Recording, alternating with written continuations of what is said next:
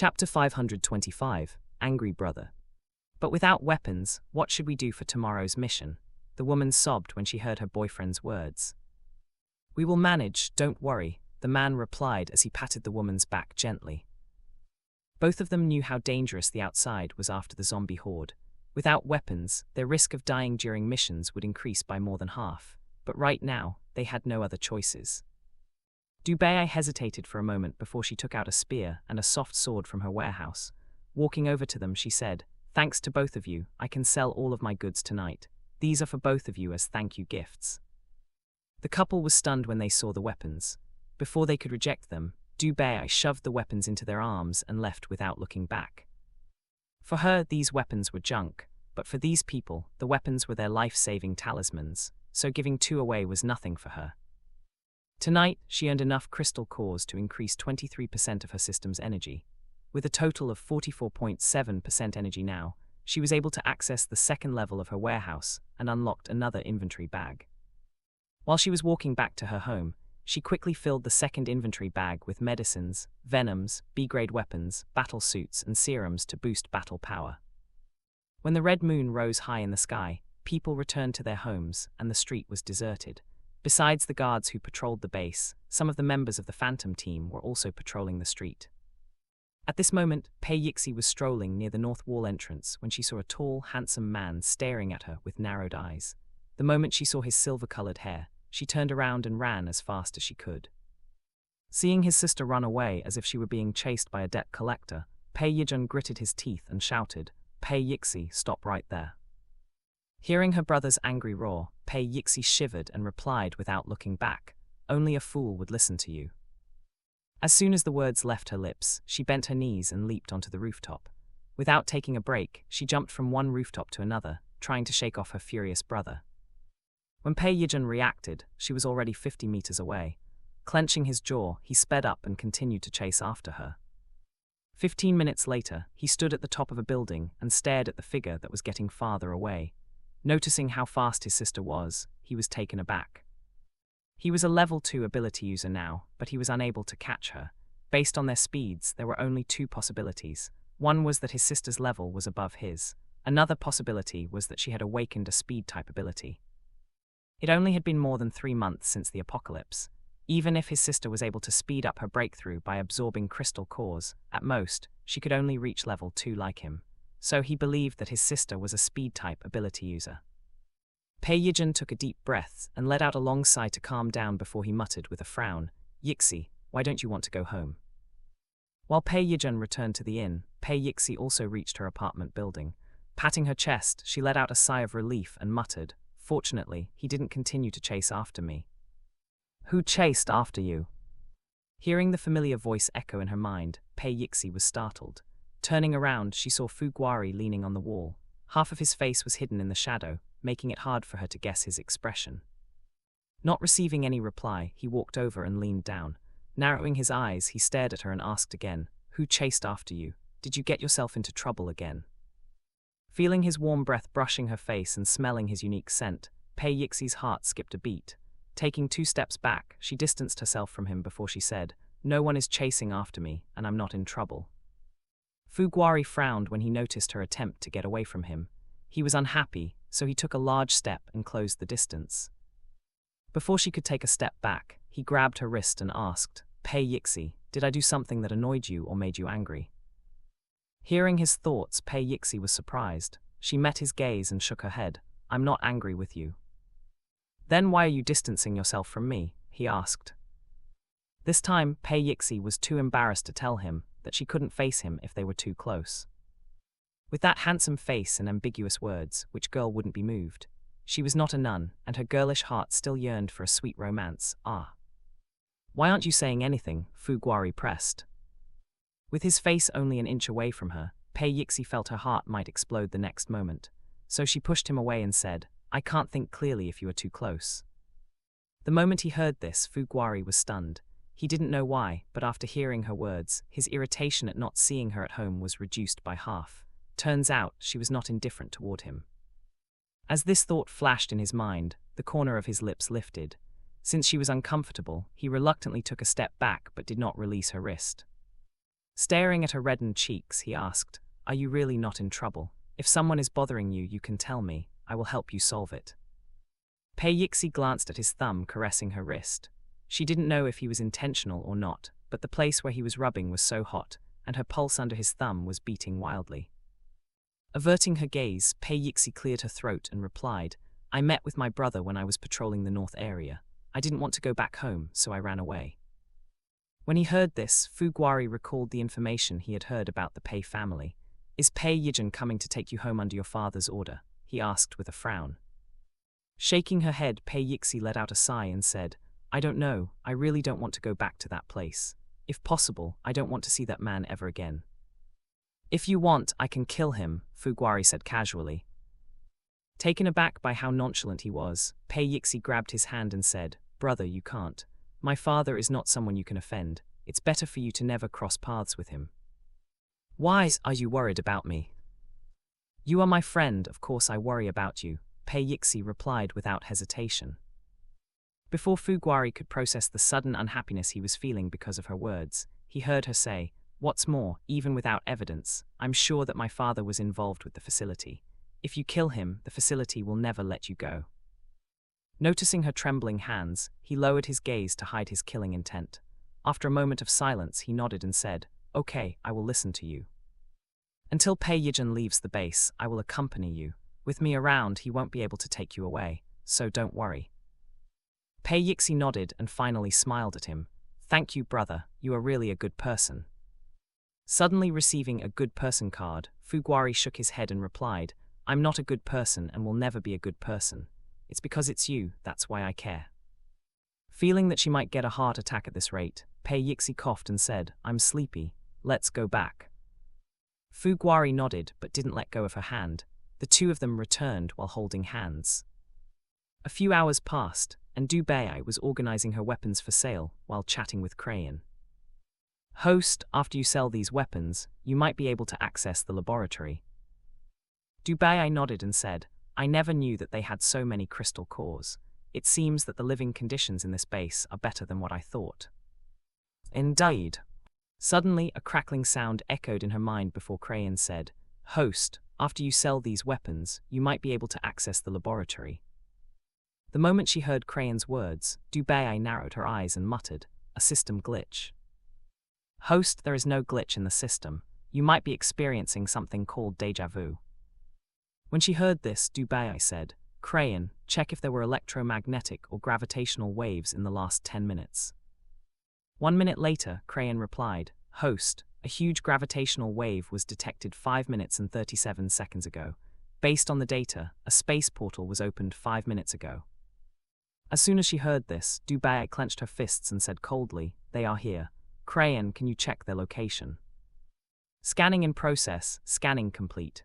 Host, the system was unable to pinpoint the exact location, but the last signal came from the north direction. Open the world map." The next moment, a blue screen with a complete world map appeared in front of her. She pointed at Linen City and said, "Our current location is here. If the signal came from the north direction, then it was here." On the map was a mountain range known as the Land of Snow. According to the historical record, this place was also called Trivishtab by the historians in her civilization. Rubbing her chin, she muttered, "As expected, these bugs really love to live underground." "Host, with your current strength, it's impossible for you to eliminate them," Crayon reminded her. "I know." Scratching her head, Dubai lay on the bed and let out a long sigh.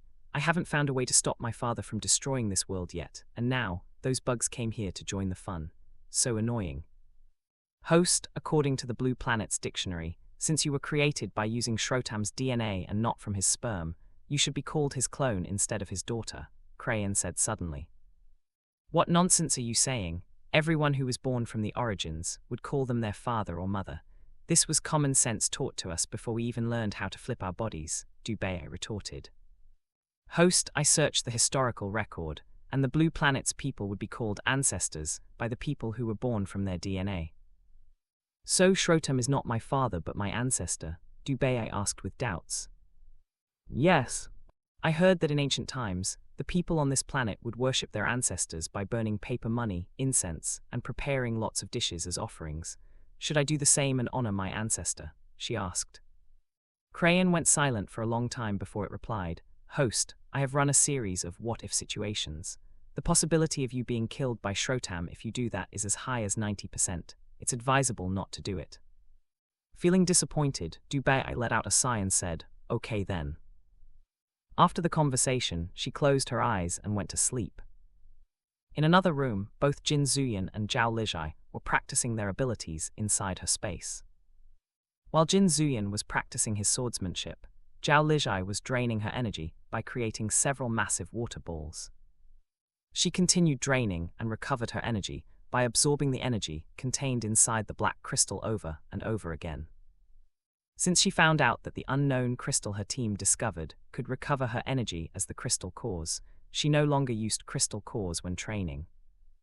Not to mention that crystal cores could be used as currency, the amount of energy contained in the black crystal was 100 times more than a level 4 crystal core, so to save money, she just used the alternative option. After she drained her energy again, she suddenly felt pain in her whole body. Noticing the symptoms, she quickly grabbed a bigger piece of black crystal and started her attempt to break through. As the energy surged in her body, the emptiness she felt was filling up slowly. At the same time, the fog covering the edge of the space swirled and was absorbed by her.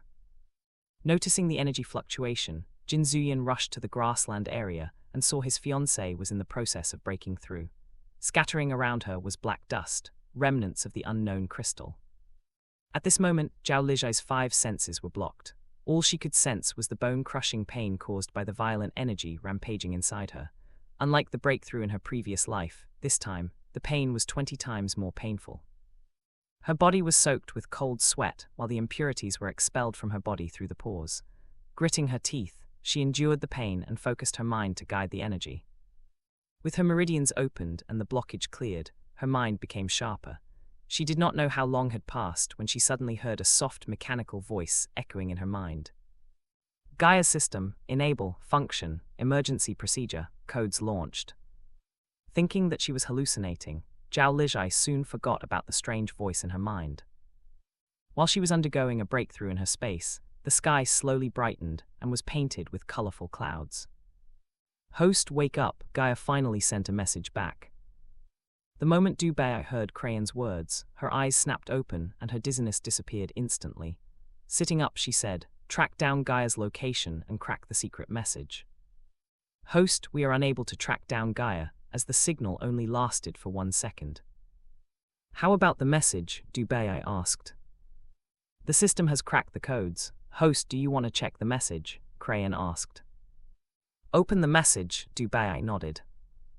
The next second, a blue screen popped up in front of her. On the screen, there were only 2 sentences.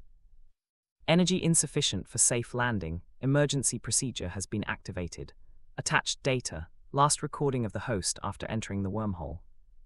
As soon as Dubai saw the attached data, she tapped on the screen and a video was played. Inside the recording, a girl with similar features as her was injured due to the explosion of the space portal. Without the space portal, the wormhole was distorted and the parallel universes intertwined with each other. Under normal circumstances, every object that entered the wormhole without the space portal would either be stretched or squeezed, turning them into nothing but atoms. Dubai watched her sister's escape pod start to distort under the massive pressure of the gravitation. Her body could not stand the pressure, and her bones and flesh were crushed like meat paste. When she thought that her sister would lose her life inside the wormhole, Gaia activated the emergency procedure. Both her sister and Gaia disappeared from the wormhole and appeared in one of countless parallel universes, ending up on the blue planet far before their civilization era. To protect the host's life, Gaia had to turn back the time, but due to the insufficient energy, it could not control the specific time. The host turned into a 1-month-old baby and was found by an orphanage's director. This was the last record from Gaia before it went into a deep slumber mode. Without energy, the system shut down and the host could not access the space at all. After watching the recording, Dubai finally understood why her sister underwent so many DNA mutations. The first mutation happened during the emergency procedure. The next mutations might have happened after the blue planet was contaminated by the virus. She went through countless possibilities and scenarios, but she could not understand why her sister could activate Gaia now. From what she knew, Gaia and Crayon were both created by the creator, using almost identical rules and codes. If the system went into a deep slumber mode, the energy required to reactivate the system would be at least double the total energy needed to fully access all of the functions. Crayon, what is the possibility of my sister doing the space jump more than once? She suddenly asked. When it heard this, Crayon went silent for a while before it asked, Host, do you doubt that our current location is not the blue planet your sister landed on the first time? Only when the host is in a life-threatening situation could the system reactivate automatically by using the reserved energy. Otherwise, the host has to reactivate it by recovering the energy manually. Dubei voiced her doubts. After a moment of pause, she added, since Gaia could jump across the parallel world once, it might be able to jump for the second time. Host, your doubts are not unfounded. When they reached this conclusion, Dubei finally smiled. She thought that they would have to search for a long time before she could find her sister. Unexpectedly, she had always been on her side.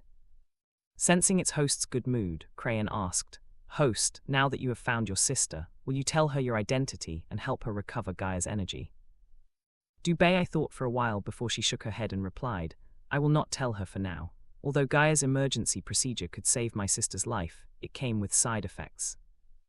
Not to mention the DNA mutations, she would lose all of her memories after the procedure. Right now, she might only remember her life and experience on this blue planet. If I told her my identity, she would not believe me. She might even treat me as a foe. As an intelligence being born from advanced technology, Crayon was created to support the host and focused on military and combat. Therefore, it was lacking on the emotional side and operated similarly to a killing machine. Unlike Crayon, Gaia was created to support the host and focused on repairing their home planet and ensuring the continuation of their races.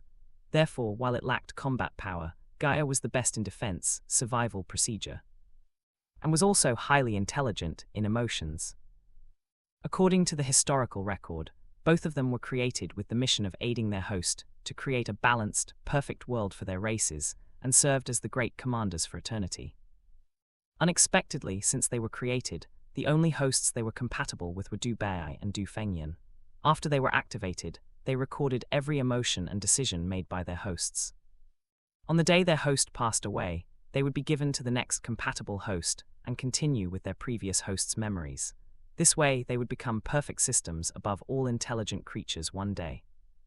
But before they could even accompany their first hosts until their last day, their civilization was attacked and destroyed.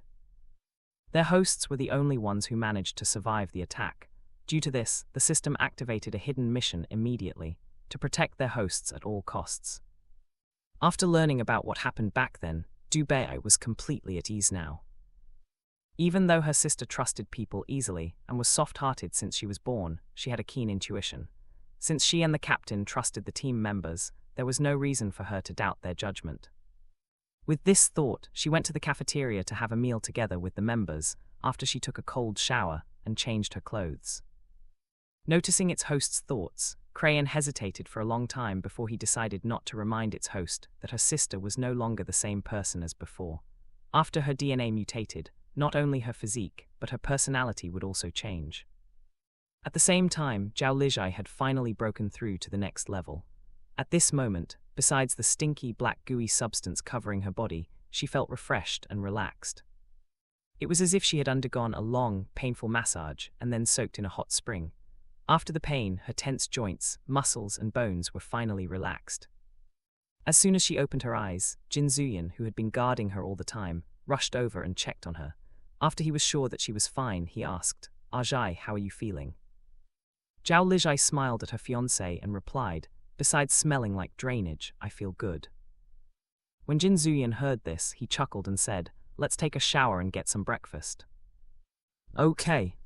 With a snap of her fingers, the two of them disappeared from the grassland and reappeared in the living room. Already used to this, Jin Zuyan let her hand go and said, go take a shower. When you are done, breakfast will be ready. Zhao Lijai didn't doubt Jin Zuyan's cooking skill as it had improved by leaps and bounds, so she nodded and went to her bedroom. As for Jin Zuyan, he washed his hands and started getting busy in the kitchen. The space was filled with the supplies they collected and also supplies grown in the space. Therefore, the kitchen was always fully stocked. Since his fiancée had just had a breakthrough, she must be famished, so he prepared more than usual. Besides the beef noodles and steamed buns as staples, he also prepared a huge plate of omelette, grilled sausages, grilled hare, wonton soup, and fresh milk. 40 minutes later, Zhao Lijai finally finished scrubbing her body clean and changed into a set of clean clothes before she came to the dining room. When she saw the spread of food filling up the dining table, she said, "Brother Yan, you made so much. Can we finish everything?" "Even if we can't finish it, it won't spoil," Jin Zuyan replied casually. With the space's ability to keep the items inside at their best condition, there was indeed no need to worry about wasting food. They could eat them later if they couldn't finish it. After taking their seats, both of them ate in silence. In less than half an hour, all the food was devoured by the two of them. Patting her slightly bulging belly, Zhao Lijai let out a long, satisfied sigh and said, "Brother Yan, your cooking has improved again." Jin Zuyan smiled when he heard her compliment. While he brought the dishes to the wash basin, he said, "With more practice, it will become better. If you have something you want to eat, just tell me." "Okay," Zhao Lijai nodded. While her fiancé was washing the dishes, Zhao Lijai opened her space's information panels. With her breaking through to level 3, her space also upgraded to level 3. There was no change in the house, but the black soil area increased more than double. From the previous 3,200 square meters, it directly expanded to 10,000 square meters. Right now, she had lots of seeds that could be planted, so without thinking too much, she started rearranging the farmland. Rice was a staple food, so she used 5,000 square meters to plant rice. For other grains such as wheat, barley, potato, sweet potato, corn, millet, and quinoa, she used 200 square meters to plant each type. Then she planted various types of beans such as soybeans, lentils, mung beans, kidney beans, peanuts, and edamame. Each type took 200 square meters. To ensure that they had a balanced meal, Zhao Lijai also planted vegetables such as beetroot, carrot, broccoli, cauliflower, cucumber, eggplant, spinach, cabbage, artichoke, lettuce, asparagus, bell pepper, bok choy, mustard greens, collards, onions, and peas. Each vegetable only took 50 square meters since their harvest time was half of the beans and grains. Besides those, she also planted seasonings such as basil, ginger, cumin, anise, garlic, chili pepper, and mustard. The seasonings took a total of 550 square meters. With 1,000 square meters left, she used it to plant various trees that produced fruits, nuts, and oil.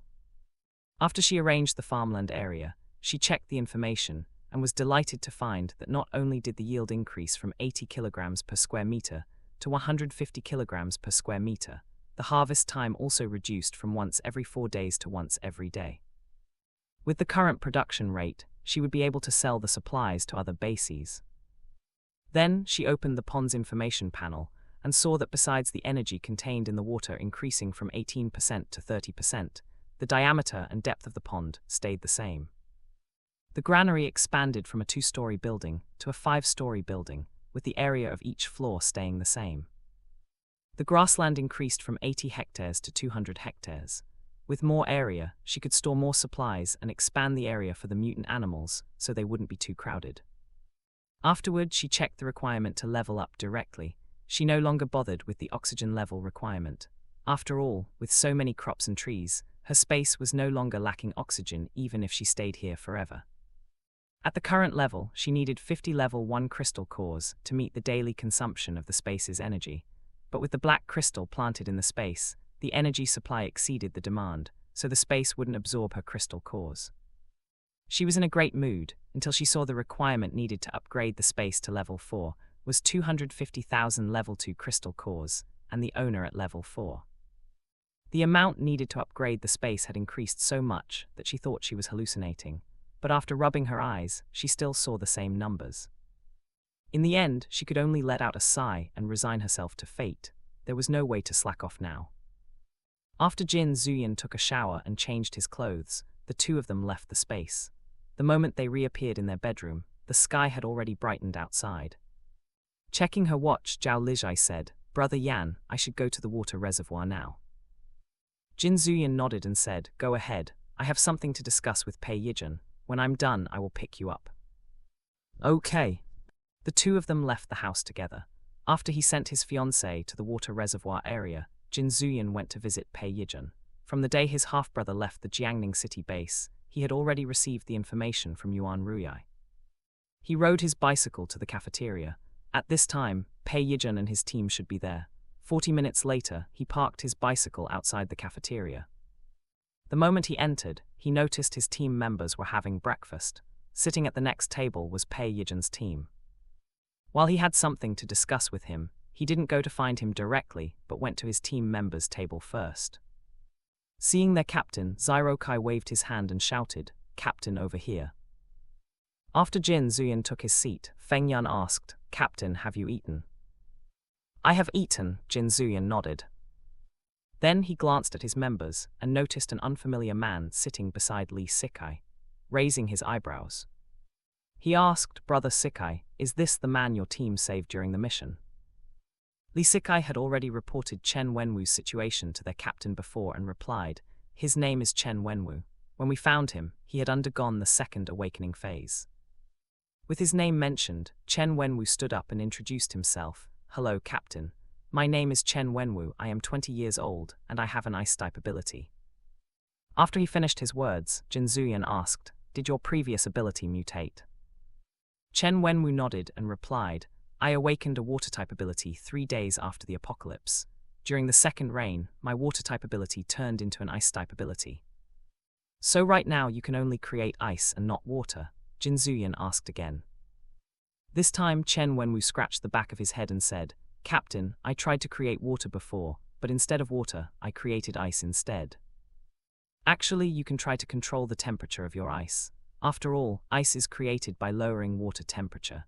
If you can increase your ice's temperature, you might be able to get water," Feng Yun suddenly said.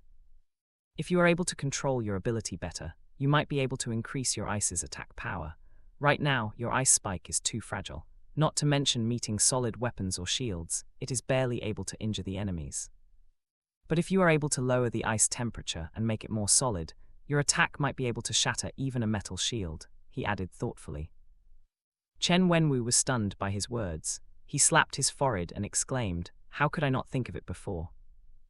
He looked at Feng Yun and praised, "Brother, you are so smart. This is a great idea. When I go back, I will try it out." "You are overpraised," Feng Yun replied casually. Jin Zuyan turned to Zhang Yuan and said, "Old Zhang, since we won't take any missions for now, increase the combat and physical training, especially for the new members." When he heard this, Zhang Yuan nodded, understood. The old members were already used to the intense training in the military, so they didn't have any opinions. But for the new members, they were barely able to survive the current training schedule. If the vice-captain increased their training again, they would lose a layer of skin, if not half of their lives. Noticing the new members' painful expressions, Jin Zuyan said, "Even if you are an ability user, you can't neglect training your combat skills and stamina. You can't depend on your ability alone to survive during battle." The members understood that during battle, the one they could depend on was themselves. So everyone understood that daily training was important. They nodded and replied in unison, "Understood." Jin Zuyan smiled when he saw their determination and said, "The points from completing our missions have been issued to our team's card. I will transfer the points to you all now." After he said this, Zirokai quickly took out a portable transfer machine from his space and asked, "Captain, how much do we get this time?" Taking out the Phantom Team card from his pocket, Jin Zuyan explained, "Our team finished 1 S-rank mission and 4 A-rank missions. The initial reward was 500,000 points for the S-rank mission and a total of 600,000 points for the A-rank missions. But the base gave us an additional reward of 175,000 points, so we have a total of 1,275,000 points." The moment he finished his words, the members cheered while Chen Wenwu was stunned. He knew that by completing a mission, they could earn points, but he never expected them to earn almost 1,300,000 points in one swoop. Noticing his shock, Li Sikai patted his shoulder and said, "The missions our team takes are mostly high-risk and dangerous. Besides us, other mercenary teams wouldn't take them, so the reward is high." Hearing his explanation, Chen Wenwu finally understood. They were risking their lives to complete missions that no one wanted, so it was normal for the base to pay them higher. "Captain, how much will we get this time?" Shen Jinj asked. "Each member will receive 35,000 points, and the rest will be used for the team's expenditure," Jin Zuyan said. The members had no objection and handed over their cards to Jin Zuyan. Using the machine, he transferred the points to the members. After he was done, he looked at Chen Wenwu and asked, Chen Wenwu, have you got the permanent resident card? Chen Wenwu nodded and replied, Captain, I already got it after I recovered from my injuries. Jin Zuyan reached out and said, give me your card. Although he didn't know why he wanted his card, Chen Wenwu still handed it over obediently. While he was a new member and had not completed any missions, he was now a member of their team and was recommended by Li Sikai. So looking at Li Sikai's face, Jin Zuyan still transferred 5,000 points to Chen Wenwu. As he returned the card to him, he said, train hard and learn from the members. If you die during the mission, we won't bring your body back. Chen Wenwu was stunned by his words. After being nudged by Li Sikai, he quickly nodded and replied, Captain, I will work hard. I don't need you to work hard, just be smart and stay alive when you go out. You have to know that the moment you die, it's the end. You won't have a second chance, Jin Zuyan said firmly. After his parents died to protect him, no one ever treated him so well or cared about his life and death anymore. Now that he had met these people, he realized that he was no longer alone. Understood, he nodded. Sitting at the next table, the members of Pei Yijin's team stared at them and felt sour. Both of the teams were accepting dangerous missions, but why could that team live so well while they were struggling even to get an extra bite of food? While his members were feeling envious, even jealous of the Phantom team, Pei Yijin's gaze never left his sister. After he lost track of her last night, he thought it would be hard to find her. Unexpectedly, he saw her this morning. He wanted to talk to her, but that annoying man kept blocking him. If not for the base's rules forbidding people from fighting inside the base, he would have fought that man on the spot. Brother Pei, are you not going to talk to your sister? Li Yang asked. After the zombie virus was removed from his body, he was able to return to normal life, even though he was still unable to fight. Hearing his question, Pei Yijin shook his head and replied, it's not the right place. Li Yang nodded and said, Brother Pei, how about you talk to Captain Jin and ask him to help you mediate? No matter what, your sister is now his team member. Even if she is willing to go back with you, she still has to inform Captain Jin. Pei Yijin nodded and said, don't worry, I know what to do. Since he had said so, Li Yang stopped talking about this matter and chatted with the members. They didn't know how long they would stay in this place, and they didn't have enough crystal cores. So after some discussion, they agreed to take a mission in the mission hall and earn some points to spend. 10 minutes later, everyone finished their meal and went to the mission hall, leaving only Pei Yijin waiting for Jin Zuyan and his sister. Seeing that the Phantom team was leaving, he walked over and said, Captain Jin, can I talk with you for a moment? Jin Zuyan nodded and said, we can talk in my place. Before leaving, he turned to Pei Yixi and said, you also come with me. Meeting her half-brother's narrowed eyes, Pei Yixi swallowed the words of rejection at the tip of her tongue and could only follow him obediently. To boost her courage, she pulled at Fu Guari's hand and asked him to accompany her. Since he had promised her, Fu Guari nodded and went with her. Pei Yijin stood unmoving as he stared at how obedient his sister was when facing Jin Zuyan. Compared to him, the biological brother, she seemed to respect and listen to her captain more. Only at this moment did he realize that he was no longer able to go back to their childhood, where his sister would follow him everywhere and listen to his words. Clenching his fists, he took a deep breath and followed them. When they reached the apartment building, Pei Yijin was surprised to see how well maintained the residency area was. No wonder so many people are willing to move into this base. It must be hard to keep up with the demand for supplies, he said.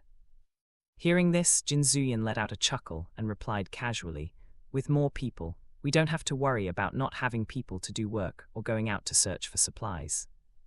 What's more, we have already set up hydroponic farmland, and our research department has already started producing medicine for common illnesses. At most, we only have to hold on for another year, and we will be self-sufficient.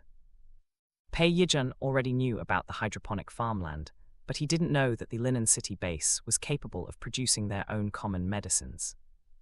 Noticing his doubts, Jin Zuyan said, Pei Yijin, why do you think that Linen Base accepted everyone, including ordinary people? Not everyone was as short-sighted as your father, who only seeks power. This time, Pei Yijin didn't retort, as he also agreed with his statement. His father always looked down on commoners before the apocalypse. Now that they had gained superpowers, he looked down even more on ordinary people. Despite his efforts to explain to his father the importance of talents, his father refused to listen. Now, the only way to save those people was to take over the base, or relocate everyone to another base. 10 minutes later, they arrived at Jin Zuyan's home. Walking to the kitchen, he pointed to the couches and said, "Take a seat." Both Fu Guari and Pei Yixi used to treat this place as their own home. So, with their captain's words, the two of them walked to the cabinet, took a bag of snacks, and then sat on the couch. As for Pei Yijun, he sat on a single couch and watched his sister feed the man sitting beside her. Fu Guari was not hungry, but he wouldn't refuse snacks. So when Pei Yixi brought the potato chips to his lips, he ate them obediently. While Pei Yixi was enjoying the feeling of feeding a pet, Fu Guari was content with the service. The one who was feeling sour and angry was Pei Yijun. That was his sister. The one who should be eating the chips fed by her was him, the brother, not this wild man. When Jin Zuyan returned with the coffees, he saw this scene. He handed a cup of coffee to each of them and took his seat. "Now you can tell me what you want to say." "My visit this time to this base is to bring my sister back. I know that my sister already joined your team. As her captain, I should inform you," Pei Yijun said. Hearing this, Jin Zuyan took a sip of his coffee before he replied, "This matter you should ask Yixi. If she is willing to go back with you, I won't have any objection. But if she is unwilling to go back, I won't let you take her away." Pei Yijun frowned at his words and said, "Captain Jin, I only inform you and am not asking for your permission. You are only her captain, nothing more." Just after he finished his words, Pei Yixi blurted out, "He is more than a captain, he is my brother." The moment Pei Yijun heard this, he turned to his sister, narrowed his eyes and warned her, "Yixi, stop being unreasonable." When she saw her brother's gaze, anger surged from Pei Yixi's heart. She shoved the half-eaten snack into Fu Guari's arm, stood up and said, "Pei Yijun, stop treating me as if I don't know anything." Taking a deep breath to control her emotions, she continued, "You always think that you know everything, but you actually know nothing." Hearing his sister's words, Pei Yijun frowned and asked, "What do you mean?" Pei Yixi laughed, sat down and asked him back, "Do you think Pei Zun is as simple as you see? He is a beast in human skin. He is a cruel monster." "Pei Yixi, watch your words. No matter how angry you are with him, he is still our father," Pei Yijun said solemnly. "Hess, even until now, you still don't understand him well. Do you remember the period when you were kidnapped back then?" Pei Yixi asked him. When he heard this, Pei Yijun frowned, and after a moment he replied, "I was too young back then, and due to the trauma, I couldn't remember anything. I know you are not too stupid to realize that all of the Pei family's children were kidnapped when they were around 5 to 13 years old. Do you think this is a coincidence?" she asked with a sneer. Pei Yijun went silent for a while before he asked, "Do you mean that our father is the mastermind?" Ignoring his question, Pei Yixi continued, "All of you might forget what happened back then, but I remember everything clearly. The scars caused by the experiments are still branded on my body until today. I will never forget all the torture, pain and fear I felt in that damned place." Staring at her stunned brother, she said, Pei Yijun in his eyes, "Both of us are nothing but experimental subjects. You are one of the successful subjects, while I'm a failed subject. That's why after I was returned, he removed me from the candidate list of the Pei family's heirs." After she finished her words, Pei Yixi took a deep breath before she added, "Under normal circumstances, the chance for us to have an awakening ability is lower than 5%. But why are most of the Pei family's children not only awakening their abilities, but 1/10 of them even dual ability users?" Without waiting for his reply, she said, "That's because all of us were injected with an unknown drug in the laboratory. Out of 100 children, only 1 or 2 children survived. The rest of them either turned into monsters or died on the spot. I watched with my own eyes how they threw the failed subjects into a pit and burned them as if they were nothing but trash. Now you tell me, is that kind person still worthy of being my father? Is he not a beast in human skin?" she asked coldly. Pei Yijun was stunned by his sister's words. He never thought that his sister carried this secret for so many years. Now he finally understood. No wonder that after she was found and returned to the family, her personality changed. She avoided them as if they were monsters and insisted on living alone in another city. Pei Yixi closed her reddened eyes for a while before she opened them and said firmly, "Pei Yijun, I will never return to the Pei family. If you insist on bringing me back, don't blame me for ignoring our blood relationship." After learning the shocking secret, Pei Yijun had no words to refute his sister. If he were in her position, he might not be able to stay as calm as his sister. Growing up in a privileged family, he had to admit that he was a spoiled young master. Even after experiencing the loss of his close friend, he was still not as mature as his sister, whom he once thought of as an ignorant girl. While he was processing the ugly truth of the Pei family, both Jin Zuyan and Fu Guari said nothing and continued drinking their coffee or eating the snacks. In the entire house, only the sound of Fu Guari munching the potato chips could be heard. Crunch, crunch, crunch. At first, Pei Yixi thought that her emotions would go out of control, or at least she would be shouting like a madwoman when she told her brother about this secret. Unexpectedly, she was calmer than she thought. Now sitting beside Fu Guari and listening to the rhythmical crunching sound, her emotions stabilized. As her mind drifted, she realized that hatting someone also used up a lot of energy and was exhausting. All these years, she had continued living with only one goal: to take revenge against the Pei family and the facility. But after she met with her half-brother and the Phantom team members, she understood that rather than wasting time on those people, she should focus on her own happiness and live well. She had so many people who cared about her and someone who would accompany her and become her support. Why should she bother with the people who only have a blood relationship with her, but are not even worthy of being her family? Reaching this conclusion, the heavy burden pressing her heart for so many years was lifted. She had never felt as relaxed as now. After a long time, she finally broke the silence and said, "Brother, Pei Zun is a lustful man. He has so many illegitimate children out there. We might have more siblings than we thought." The moment he heard this, Pei Yijun recalled what he saw in his father's office. He raised his head and stared at his sister. Meeting her clear gaze, a wild guess flashed in his mind. He turned his gaze to Jin Zuyan and said in disbelief, "You mean that Jin Zuyan is our father's illegitimate son?" At his words, Jin Zuyan placed his cup on the table and said, "I have nothing to do with him or the Pei family." "But brother, you," Pei Yixi said. Before she finished her words, Jin Zuyan cut her off. "Pei Zun indeed adopted me from the orphanage, and I was registered as his son. But I had no blood relationship with him or anyone from the Pei family.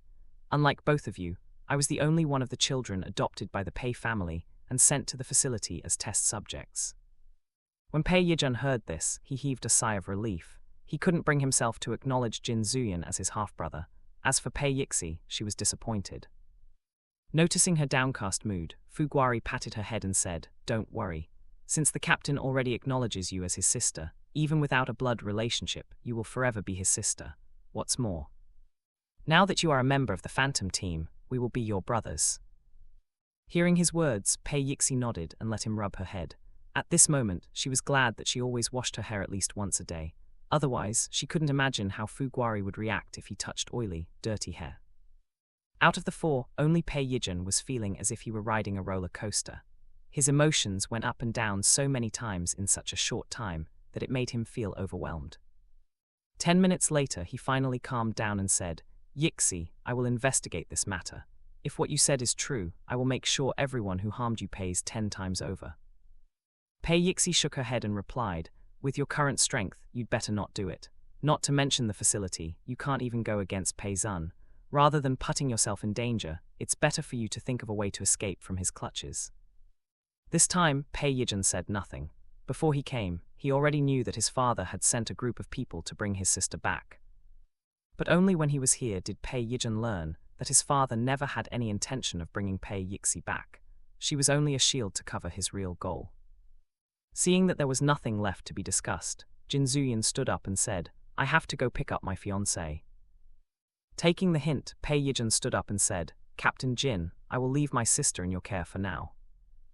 Jin Zuyan gave him a side glance and replied, "You don't have to tell me what to do. I will protect my team members." After he finished his words, he left while saying, "Yixi, remember to close the door when you leave." "Okay," Pei Yixi nodded, but she had no intention of leaving yet. Pei Yijun hesitated for a moment before he took out a pouch filled with crystal cores from his pocket and handed it to his sister. "Take care of yourself." When there were only Pei Yixi and Fu Guari left in the house, he turned to her and asked, "Are you okay?" "I'm fine." Fu Guari didn't know how to comfort someone, so after she said that she was fine, he didn't ask more questions and just sat with her there.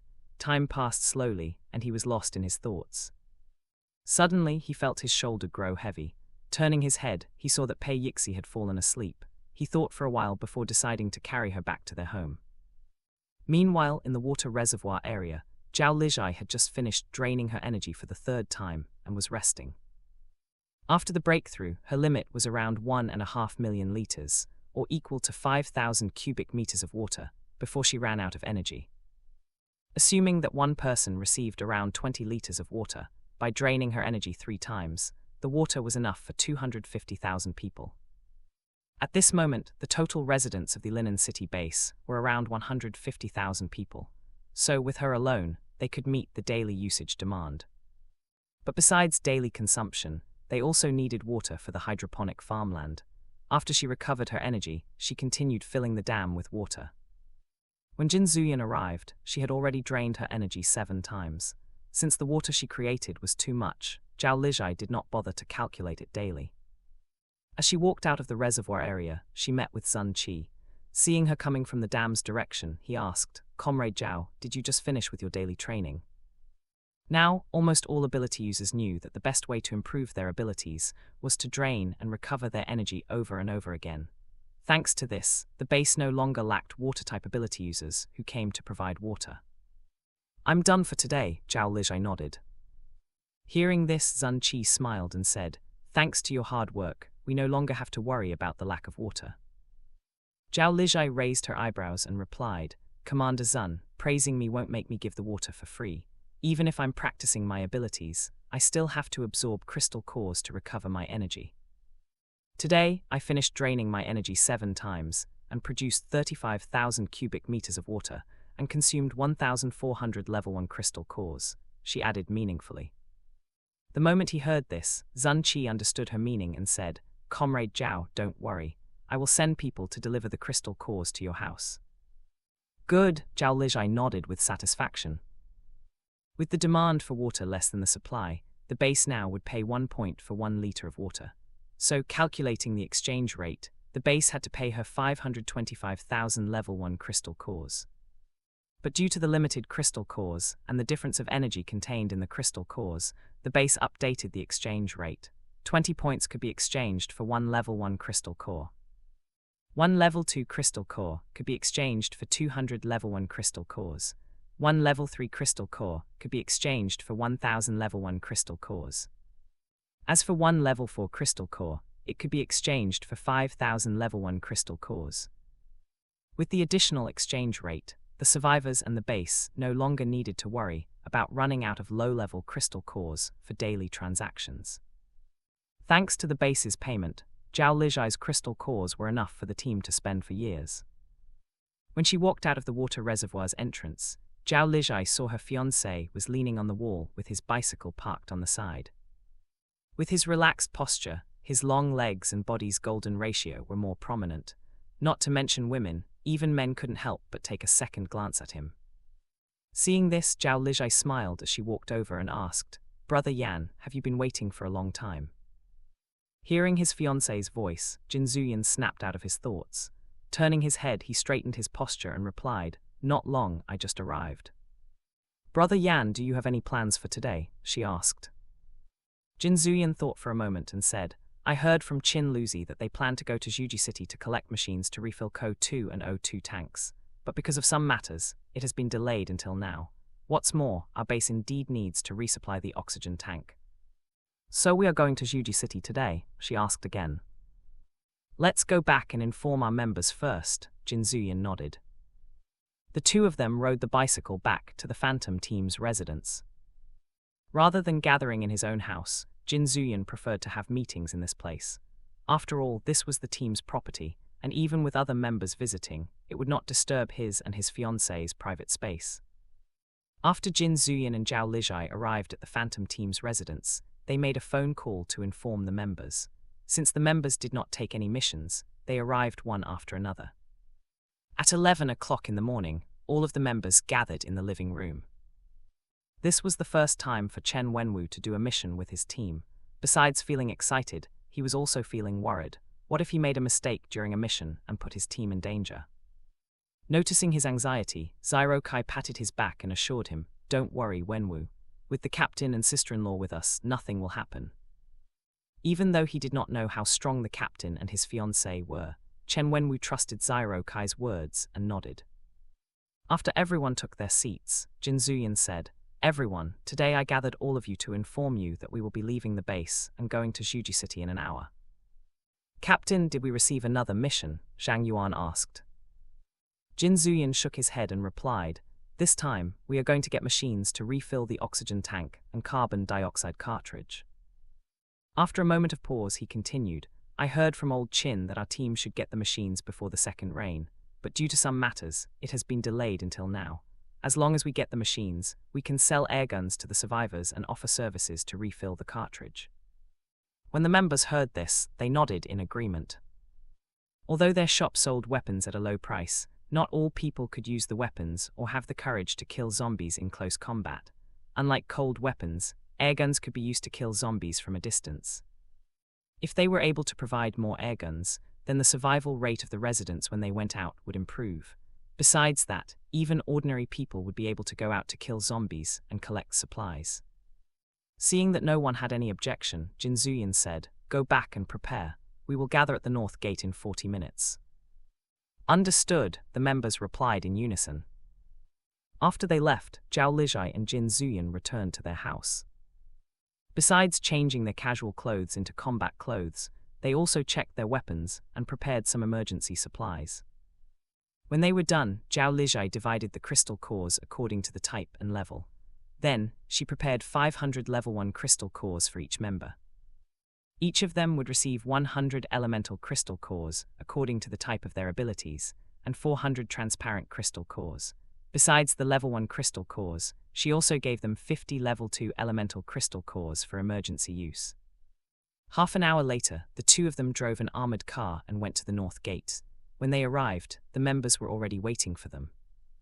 Seeing them coming, the guards saluted and greeted them, Captain Jin, Comrade Zhao.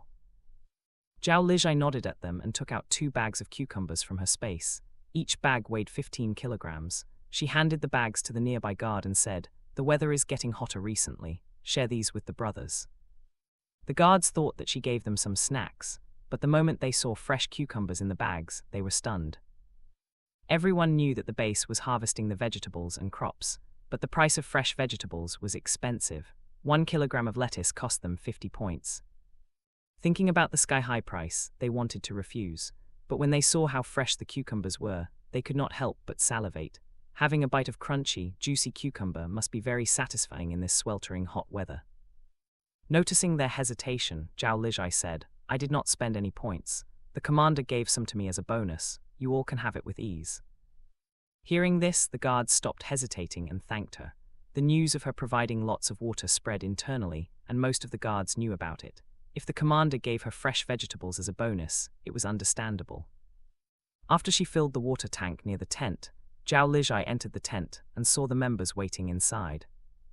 She took a seat and said, this time, everyone will receive 100 level 1 elemental crystal cores according to your ability, 400 level 1 transparent crystal cores, and 50 level 2 elemental crystal cores. When she finished her words, she waved her hand and took out the crystal cores. The crystal cores were placed inside boxes, labeled with the members' names on them. Already used to this procedure, the members stored the crystal cores into their own pouches and returned the boxes to her. After she stored the empty boxes, the team finally departed in several armored vehicles. The survivors who were lining up outside the gate watched them with complicated gazes, but above all emotions, they found hope in this place. Meanwhile, in a small village between Juji City and Linen City, a group of people were hiding in an underground cellar. The underground cellar was built using mud and river stone. With the door locked and blocked using planks, there were only 2 small windows serving as ventilation. One of the men stood on top of a wooden box and peeked out the windows. While the windows were located only several centimeters above the ground outside, he was still able to see a group of mutant wolves wandering outside. Fortunately, they found this underground cellar and managed to hide their scents using the zombies' blood. Otherwise, they would have been eaten by the mutant wolves by now. After he observed them for a while, he walked to the corner and sat down beside his teammate. He looked at his team leader and said, Kinyu, the mutant wolves are still wandering outside. It seems that they won't leave until they catch us. After hearing Duxing's words, Rong Kinyu said, with our supplies and the food in this cellar, we should be able to hold on for at least 2 weeks. The mutant wolves will leave if they can't find us in the next few days. Even as ability users, without water, at most we can only hold on for 5 days, Xing added. Hearing this, Feng Xiu glanced at their team's water and said, if we use it sparingly, our water should be enough for 3 to 4 days. The mutant wolves should have left by then. Duxing and Xing exchanged glances before they nodded. Right now, they had no other option. Except for the 4 of them, the rest of the members were killed by the mutant wolves. With their current strength, they were able to go against one mutant wolf, but the wolf was an animal that traveled in a pack. By bad luck, they met with a huge pack of wolves. Not to mention the wolf leader, even the pack members were 5 times bigger, faster, and stronger than normal wolves. Adding their high tacit understanding and teamwork, the wolves were able to take them down as easily as chopping cabbages. If not for Feng Xiu using every bit of her energy to block the attack, they would not have been able to escape at all. Therefore, even though Duxing and Xing knew how dangerous the situation was, they had no intention of abandoning the team. Due to overusing her energy, Feng Xiu was experiencing a severe headache and weakness. Her entire body felt so limp that even breathing felt like an arduous task for her. Rong Qinyu stared at his girlfriend's pale face and said, Xiu, you should absorb some crystal cores to replenish your energy. Feng Xiu shook her head and said weakly, I only need to rest for a while, no need to waste the crystal cores. We will need them to buy supplies later. After hesitating for a while, Rong Qinyu finally nodded and said, okay, then you take a rest first. Feng Xiu was tired, and after responding with a soft hum, she fell into a deep sleep. 5 hours later, the sun had slanted to the western horizon, and several armored vehicles were seen driving toward the village. Inside one of the cars, Qin Luzi saw more than 30 yellow dots among the red dots in his map. It was almost sunset, and they had to find a place to stay the night. If they passed this small village, the next resting place would take them 5 hours of driving. While his team had no problem fighting zombies during the night, if it could be avoided, it was better to avoid it. After he considered the pros and cons, Qin Luzi used his walkie-talkie and informed the team. Captain, there is a small village 2 kilometers away from our current location, but there are more than 30 mutant animals inside the village and around 500 zombies surrounding it. Not long after, Jin Zuyan replied through the walkie-talkie, clear the zombies in the surrounding areas and gather at 50 meters from the village entrance. Understood, the members replied. Since the zombies were scattered around the village, the team divided into smaller groups and went in different directions separately. The zombies in the area were newly mutated, so most of them were normal zombies with only several level 1 zombies. In less than 20 minutes, the Phantom team finished clearing out the zombies and gathered at the village entrance. Just after Zhao Lijai stored their armored vehicles in her space, they heard a long howl of a wolf from a distance. Captain, it's a pack of mutant wolves. The total of the wolves is 37, including the leader. Their strength should be equal to level 2 zombies. As for the leader, its strength should be similar to a level 4 zombie, Qin Luzi said while checking his map. On his map, the size of the yellow dots was similar to the size of level 2 zombies. Out of the yellow dots, only one had a larger size. Jin Zuyan nodded after hearing Qin Luzi's report. The number of mutant wolves doubled the number of his team members. If they faced the mutant wolves head-on, they might be able to kill the pack, but wolves were known for their ferocity and teamwork. Even if they won, it would be hard to avoid injuries. He thought for a while before his gaze landed on Mo Junji. After considering the pros and cons, he said, Junji, you will go with me and Old Qin to scout the situation. Being called out suddenly, Mo Junji was surprised. Usually his presence in the team was low, and most of the time, he only needed to do some fighting on the back and reap the benefits. He wanted to refuse to do the extra work, but since the captain already called him out, he could only nod and follow Jin Zuyan. Before leaving, Jin Zuyan turned to Zhang Yuan and said, Old Zhang, all of you will wait for our signal. Understood, Zhang Yuan nodded. When he finished speaking, Jin Zuyan glanced at his fiancée for a brief moment before he entered the village. Qin Luzi and Mo Junji followed him closely. Under the glow of sunset, the 3 of them disappeared into the village. Qin Luzi checked his map and said, Captain, there are 4 ability users inside the house 600 meters away from us. Jin Zuyan nodded and gestured for them to hide on the rooftop when he saw the mutant wolves in the distance. The 3 of them lay on the rooftop as they observed the situation. The mutant wolves wandered around the village in groups of 2 to 3. It would be hard to go undetected by them. After a moment, Jin Zuyin turned to Mo Junji and asked, Junji, how many wolves can you knock out at once with your ability? When Mo Junji heard Jin Zuyin's question, surprise flashed in his eyes. He never expected his captain to know about his ability. He was sure that he left no trace behind. Maybe his captain was only testing him. While he was thinking about how to avoid exposing his ability, he heard Jin Zuyin say, I know that your current condition was caused by your ability, poison mist. The only way for you to recover is by breaking through to a higher level and having full control of your ability. By avoiding using your ability, you would never be able to level up, he added. Mo Junji went silent for a moment before he asked, when did you find out? After you killed a group of ability users during one of our missions, Jin Zuyin replied. Recalling the group of men that he turned into puddles of water, Mo Junji let out a chuckle and said, I was careless. He sighed and continued, as long as the targets are inside the range of my poison attack, I can take them all down. How far is the range? Chin Luzi asked. With my current level, the maximum range is 500 meters. Chin Luzi checked the map and said, all of the mutant wolves are inside your range of attack. Mo Junji turned to his captain and asked, Captain, do you want me to kill them all or just knock them unconscious? Thinking about his fiancée's space, Jin Zuyin said, just knock them unconscious. Okay, Mo Junji nodded and opened his palm. The next moment, black mist seeped out from his pores and spread around them. The black mist became thinner as it spread, and the black color slowly turned into light gray before becoming almost transparent. Seeing this, both Jin Zuyin and Chin Luzi narrowed their eyes. While this type of ability was not suitable for battle, it was the best for assassination. The poison mist had no color, no scent, and no taste. With Mo Junji controlling the poison mist, it entered the mutant wolves' bodies through their pores. 2 minutes later, the mutant wolves fell to the ground with a loud thud, one after another.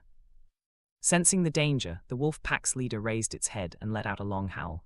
Unfortunately, its warning came too late. Before it finished its warning, the leader felt its strength weakening. Soon after, it also fell to the ground with closed eyes. After knocking out all the mutant wolves, Mo Junji retracted the poison mist into his body before he said, It's done.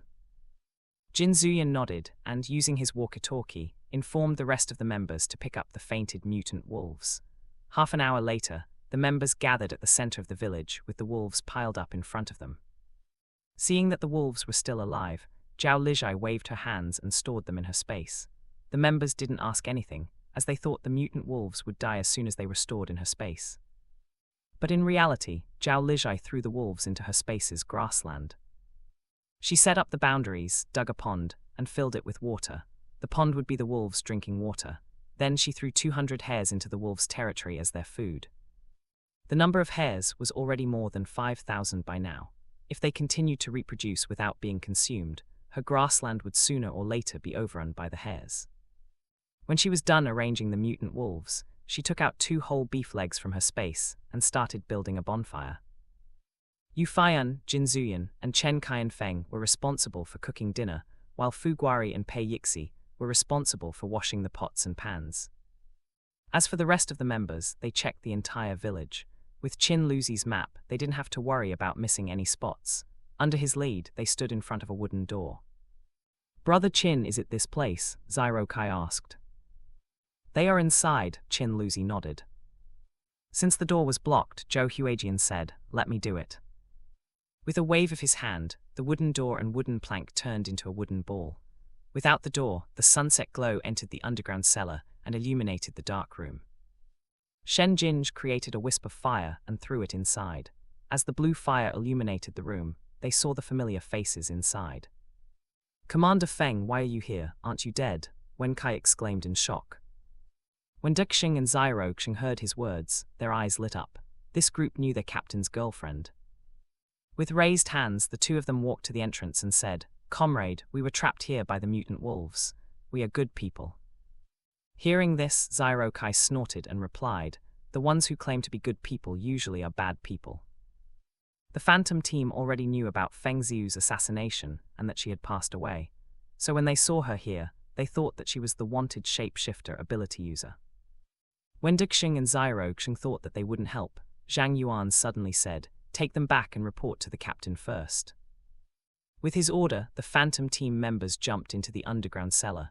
Since they couldn't trust them, they tied them up with hemp rope before bringing them back.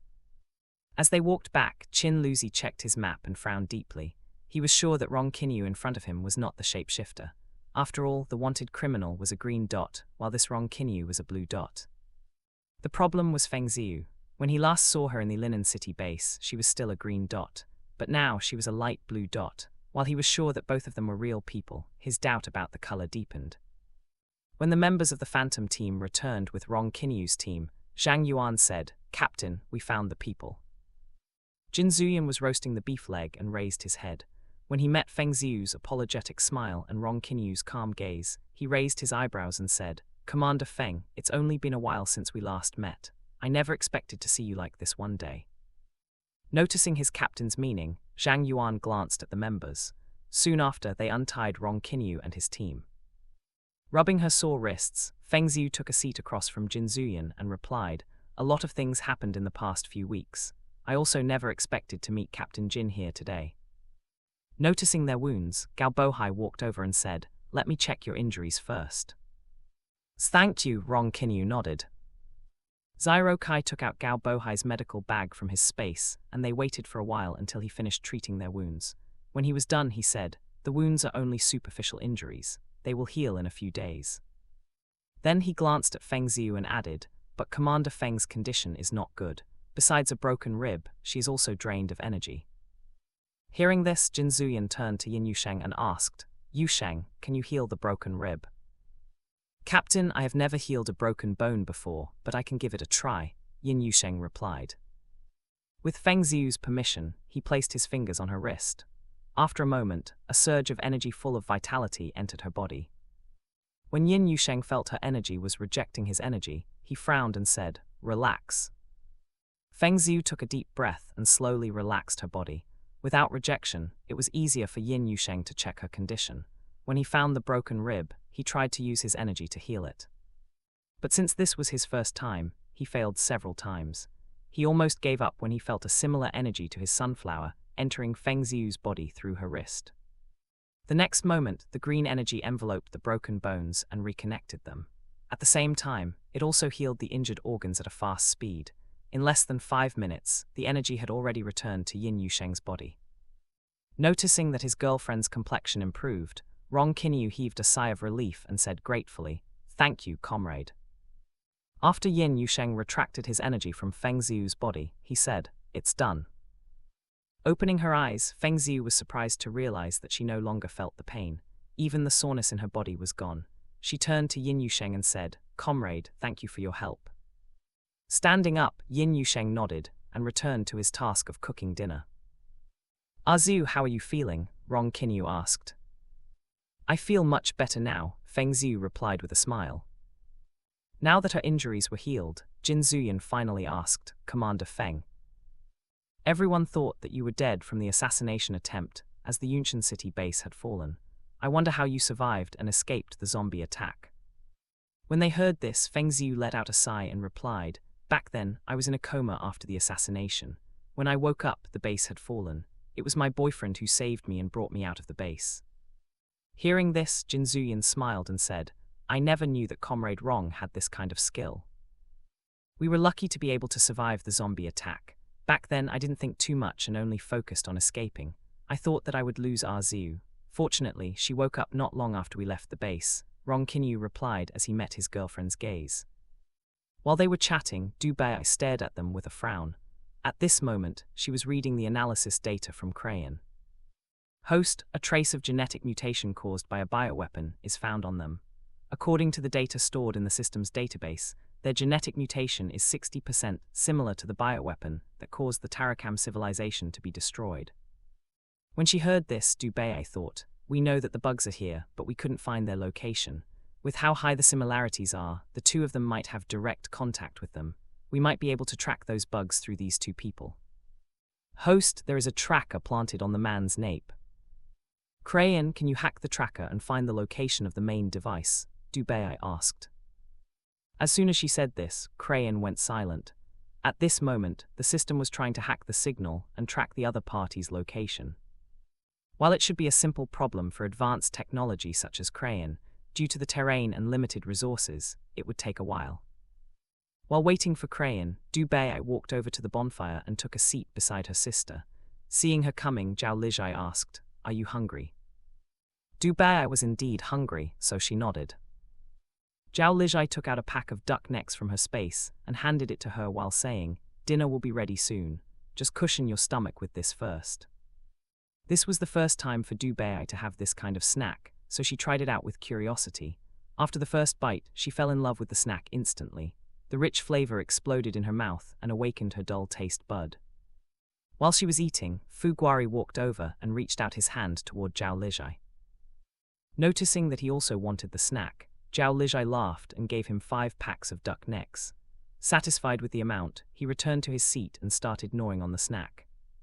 Sitting not far from them, Duxing and Xiroxing could only salivate while watching them eat the snacks.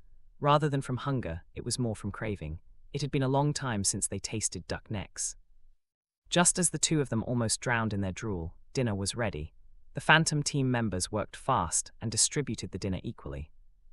Rong Kinyu and his team members thought that they wouldn't get any food, but soon after, the Phantom team members handed them a bowl of noodles with roasted beef and a cup of honey water.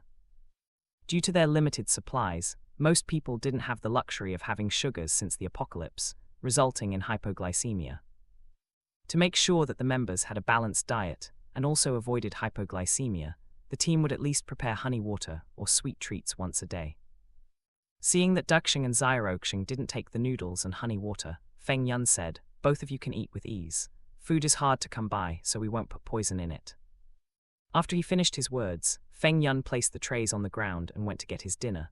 The members of the Phantom team were used to eating fast. They finished their food in less than half an hour, leaving empty pots and a pile of bones. After they were done cleaning up the pots and dishes, Xirokai took out several big basins, and Chen Kai and Feng quickly filled them with water. When he was done, Zhang Yuan had already built walls to surround the bathing area, with one small entrance. Without waiting for their turns, the members went to get a bath together. Seeing them taking a refreshing bath, Dubei suddenly felt uncomfortable with her body covered in dust and smelling like sour sweat. Standing up, she walked to the bathing area and entered without hesitation. The moment the members saw her come in, Xirokai quickly used a towel to cover his waist while screaming, "Sister, what are you doing here? We are taking a bath." Dubei glanced at the panicked members, who were covering their private areas, and commented, "Nice body." When Mo Junji saw her pulling her t-shirt, a thought flashed in his mind and he quickly shouted, "Stop." Turning to him, Dubei frowned and asked, "What? Only you guys can take a bath and I'm not allowed to?" "Sister, you are a woman. How can you take a bath with a group of naked men?" Xirokai exclaimed in embarrassment. As someone who was born from the cloning procedure, Dubei never thought that men and women were different. On her home planet, they had already stopped reproducing using the primitive method. All the Barbies born after they moved to the space station were the result of DNA cloning, so all of the citizens of her civilization no longer feel any primitive desire or lust. Therefore, when she heard Xirokai's complaint and saw the complicated gazes of the members that were directed at her, she let out a sigh and said, "It's just a bath. Is there a need to overreact?" Although she said so, she still put down her t-shirt and left the bathing area.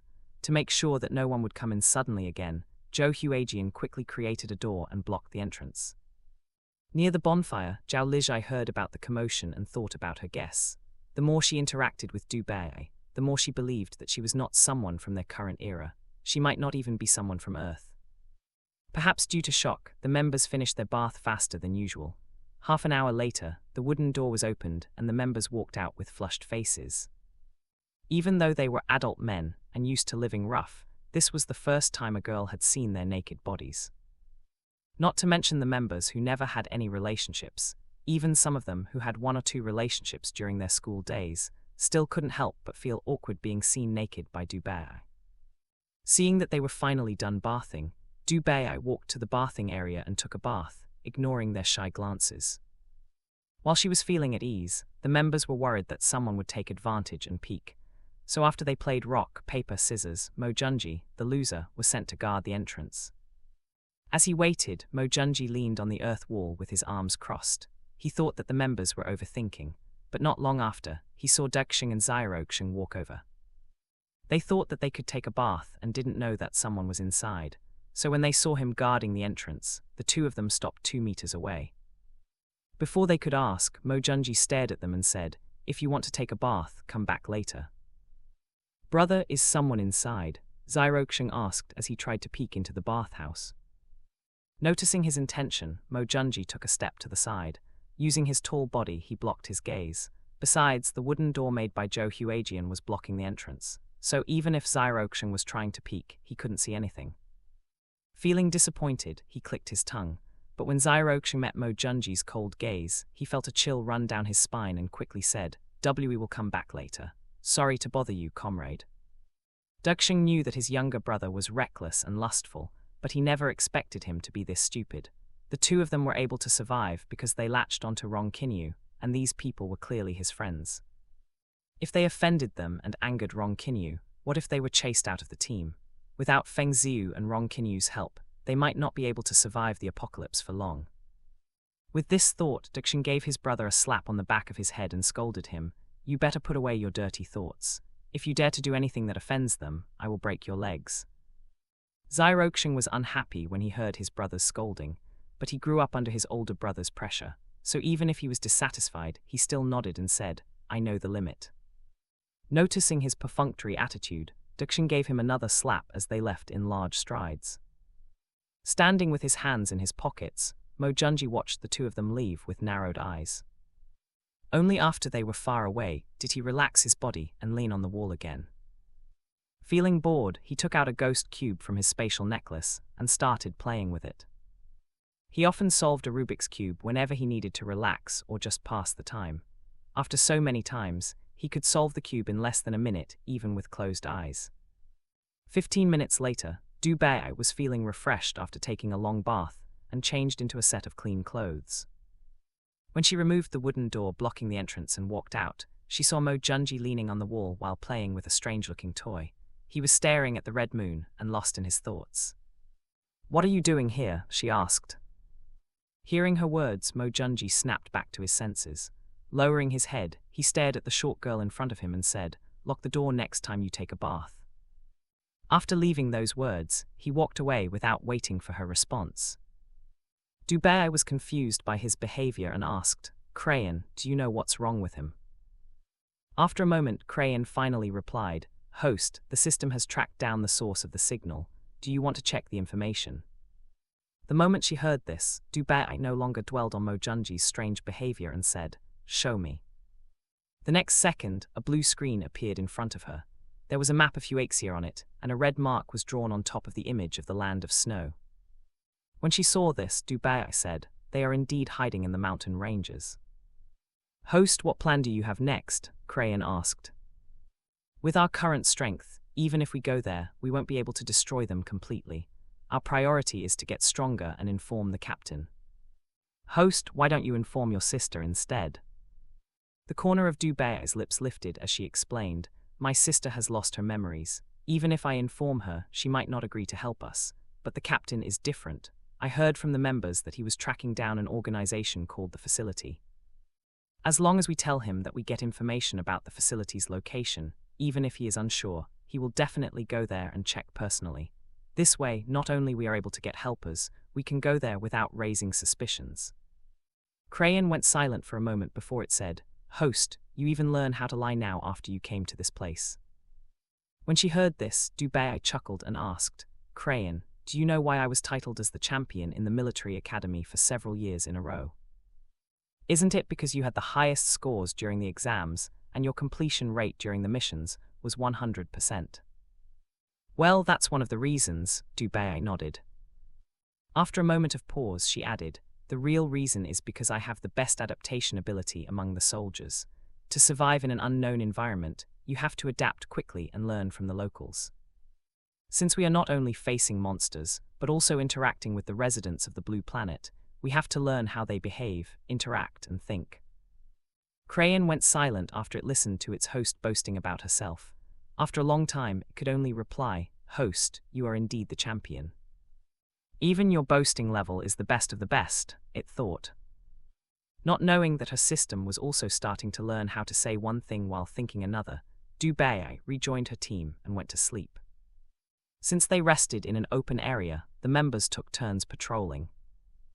Early the next morning, the members of the Phantom team woke up at 4 o'clock.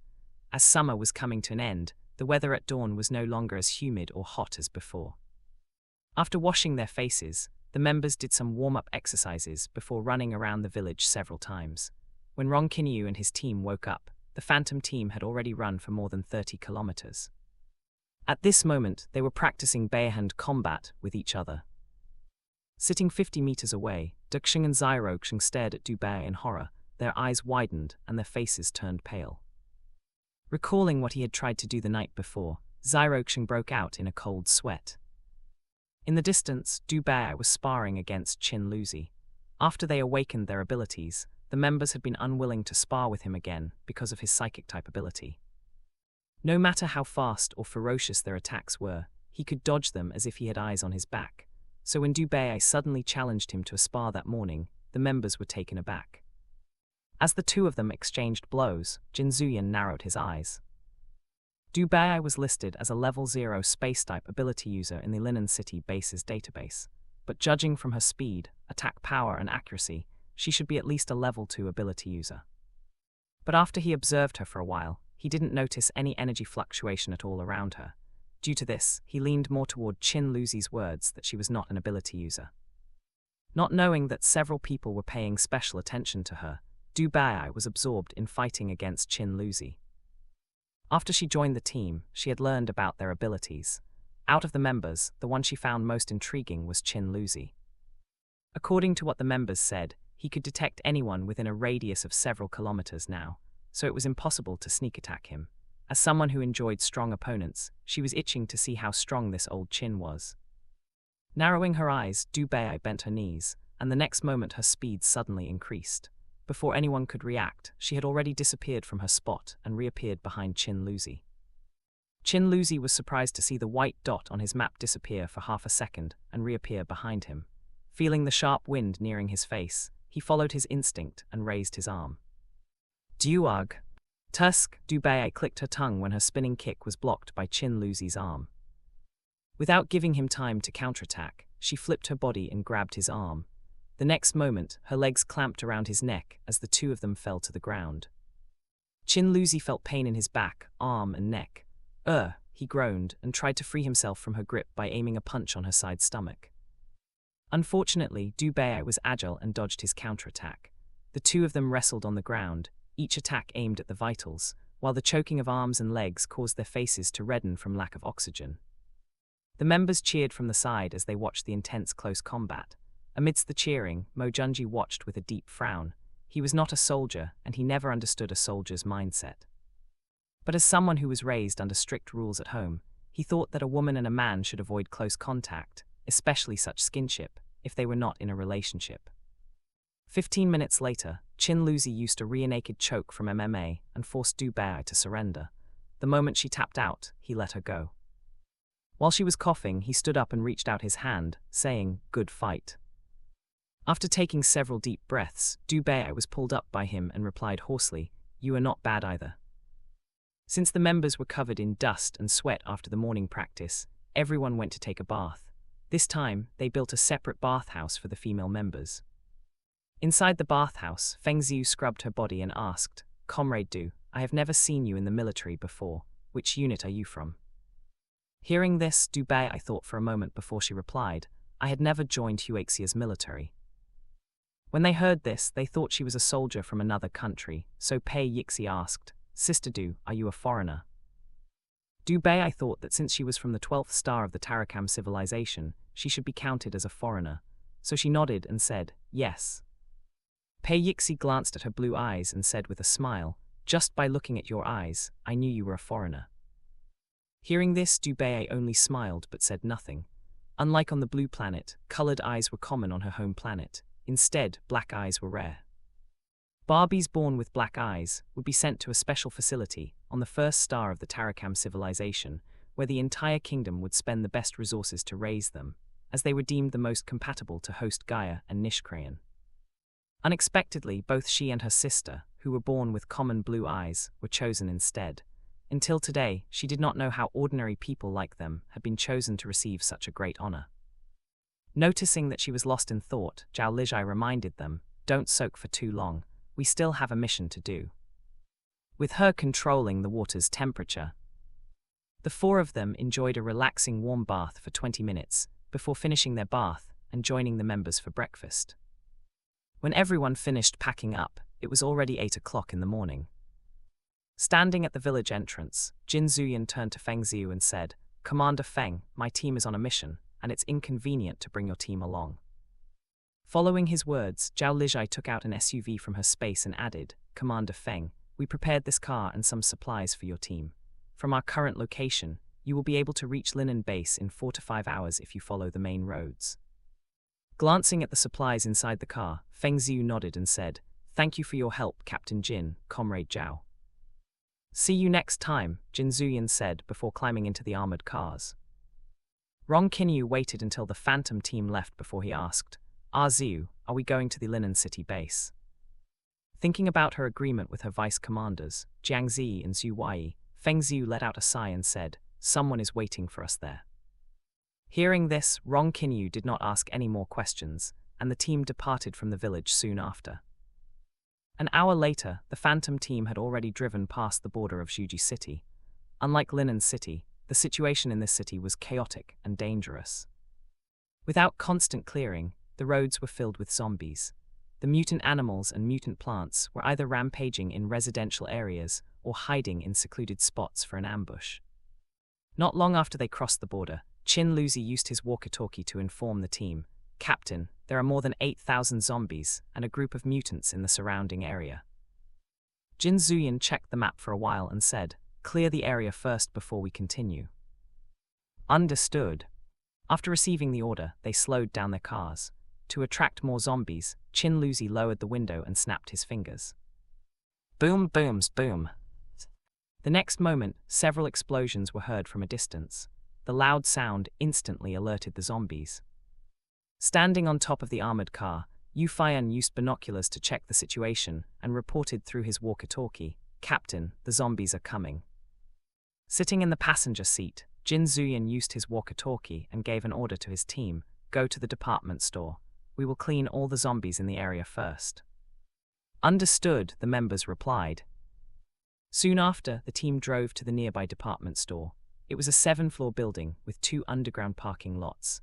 As they slowed down their cars and created loud sounds to attract the zombies, the number of zombies tailing behind them increased drastically. At this moment, on the 7th floor of the department store, a large group of people were staring at the large group of zombies with horror. When they saw that more and more zombies were coming this way, several men cursed and one of them said, "Who the fuck are those fools? It has been months after the apocalypse. Don't they know that the zombies have sharp hearing? Why did they create so much noise?" Another man added. While everyone was cursing angrily, several men and women stared at the armored vehicles but said nothing. After a moment, a tall, young man said, "They are intentionally pulling the zombies." When he finished his words, the group saw several explosions in the distance and soon, more zombies pouring in their direction. Seeing this, one of the women muttered with doubt, "The distance between the explosions and that group is more than 300 meters. Did they plan this beforehand and bury explosives?" The tall man shook his head and replied, "Don't you notice that the explosions started from midair?" When they heard his words, the group were stunned. How could they ignite the explosions in the midair? Did they have some kinds of weapons or use their abilities? While the group was discussing this matter, the Phantom team was already near the department store area. Qin Luzi checked his map and reported, "Captain, there are no zombies or mutants in this department store, but there are more than 200 ordinary people and around 60 ability users." Hearing this, Jin Zuyan thought for a moment and said, "Sikai, Wenkai, Wenmo, block the zombies from entering the department store. We will clean up the zombies as usual." Understood. Since this was the first time for Du Bei and Chen Wenwu to join them, they didn't know what the team's usual operation was, so they could only follow the members. When they were 100 meters from the department store, they sped up and created a larger distance between them and the zombies. As soon as they entered the department store, the members came out of the cars. With a wave of her hands, Zhao Lijai stored the armored vehicles in her space. At the same time, Lee Sikai raised his hands and created a massive lightning net. Crack, crack, crack. The sound of lightning crackling echoed as the heavy pressure surrounded the area. The lightning net flashed brightly as it expanded. The moment the zombies touched the lightning net, they were electrocuted and unable to move. After a period of time, their rotten brains were burned and they fell to the ground with a thud. Raw. Despite a lightning net blocking them, the zombies roared excitedly as they got closer to the Phantom team. With Lee Sikai blocking the zombies' advancement, Wen Kai and Wen Mo clasped their hands and slammed them on the ground. In less than a second, a metal wall appeared from the ground. The wall expanded and in less than 10 minutes, surrounded the entire department store. The wall was 5 meters tall with 1.5 meter width. Its smooth surface reflected the sunlight as the zombies clawed at the wall. After the wall was ready, Zyro Kai rubbed his hands and said, "Finally, we are able to have a proper exercise." As soon as he finished his words, he bent his knees and leaped to the top of the wall. Seeing this, the rest of the members followed suit. Standing on top of the wall, Jin Zuyan said, "Let's finish this in 2 hours." Understood, the members replied in unison. The next second, Zyro Kai waved his hand, and a huge boulder appeared above the zombies. Crash! As the boulder fell down, it crushed a group of zombies into pulp. With another wave, the boulder disappeared before reappearing above another group of zombies. While he was playing a whack-a-zombie game, the people watching from inside the department store were stunned. From how the boulder appeared and disappeared, they could guess that he was a space-type ability user. All this time, they always thought that space-type ability users were nothing but mobile storage. Besides having a stronger physique compared to ordinary people, they had no attack power at all, so they would mostly be regarded as burdens on their teams. This was common knowledge for everyone until today, when they saw that a space-type ability user was able to kill so many zombies with ease. Out of 64 ability users in the group, 3 of them were space-type ability users. After they joined the group, although the rest of the members didn't treat them unfairly, they didn't receive any different treatment from the ordinary people either. So after they saw how Zyro Kai killed the zombies, new hope was ignited in their hearts. If that person was able to become strong, then they should be able to get strong too. At this moment, only Chin Luzi was keeping his attention on the people inside the department store, while the rest of the Phantom team were focused on clearing up the zombies. In order not to draw too much attention, Du Bai pulled out a B-grade Swayhender from her inventory bag and leaped from the top of the wall. Thanks for watching. Please subscribe and like the video and comment down if anything wrong in the story.